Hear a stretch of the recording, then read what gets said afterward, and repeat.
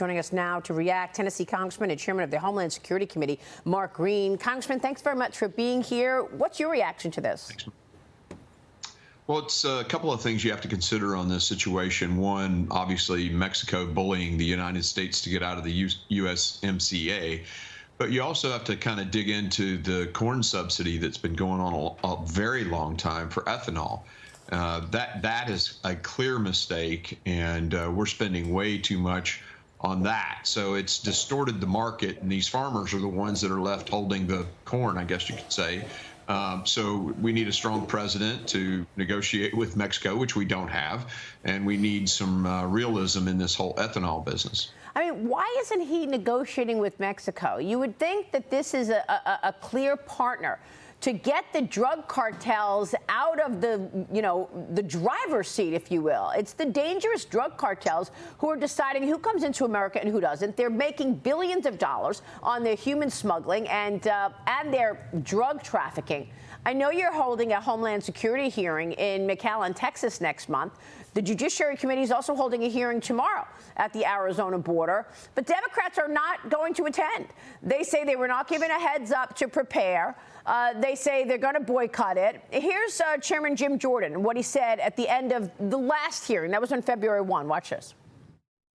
We want to inform all members about a CODEL our committee will be taking to the border on February 22nd, 23rd, and 24th. To make the minority aware of that. This hearing has made clear some of the problems real problems that we see at our border and across our country. So we want to make sure we can get down to visit that area here later this month. So he was very clear. He made sure the minority knew about it, and yet they're saying they didn't have enough time to prepare. They're going to boycott the hearing. Your reaction? Well, I'm not surprised by it, Maria, but it just shows how totally unaware they don't care about what's happening at the southern border. Hundreds of thousands of Americans have died to fentanyl. 1,400 dead migrants due to these ridiculous policies. The Democrats don't care. I mean, they simply don't care about securing the border. And we're going actually this week with a border boot camp to take all the newbies. Then we're going to have a bill put together, and we'll, of course, have our joint hearing down in McAllen, Texas, mid-March. So our goal is to inform our members and put together some good legislation that hopefully we can get passed and bring some sanity to what's happening at the southern border. Well, what can you do about it, though? I mean, you're talking about more than 5 million illegals having been apprehended at the border on Joe Biden's watch. These are just the numbers we know about. Let's just make that clear. 5+ million, sure. 1+ million gotaways, and obviously thousands and thousands of pounds of fentanyl seized. Can you make a difference in terms of border policy? Yeah, absolutely. There are some things that we can make happen. But two things we have to do. We have to inform the American people that this crisis is actually impacting every American. And we'll do that in a hearing next week. And then we have to show that it's the failure of Secretary Mayorkas to get it done.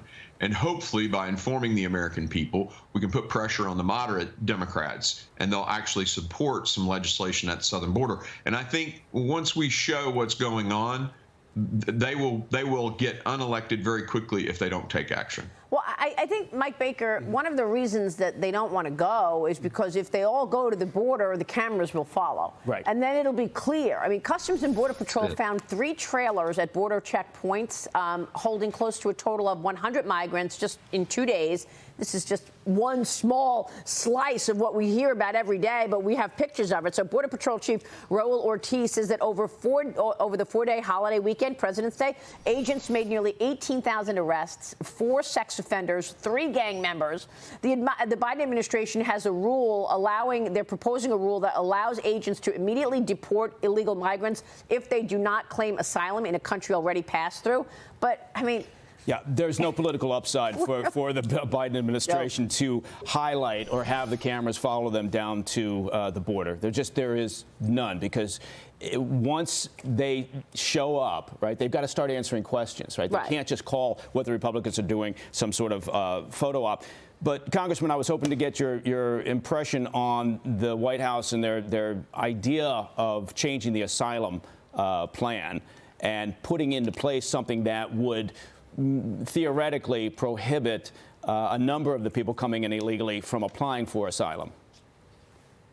Yeah, I think it's a bait and swap, to be completely honest with you. It just facilitates, because the way the app that they're using, it'll be instant parole if you use the app. So everyone's just going to use the app. And this notion that they're going to be turning people back is a fallacy. Everything that Joe Biden has done has been to facilitate more people pouring into the country. And those numbers that Maria mentioned, 4.7 million plus 1.2. I mean, we have 25 states in this country with populations less than 4.6 million people. I mean, it's insane. And all they're doing, everything they're doing, whether it's the interim final rule on the judiciary side of it, is to speed people into the country. They're fundamentally changing the nature of America. All right, Congressman, we'll be watching your work. Thanks very much for being here this morning. Thanks, Maria.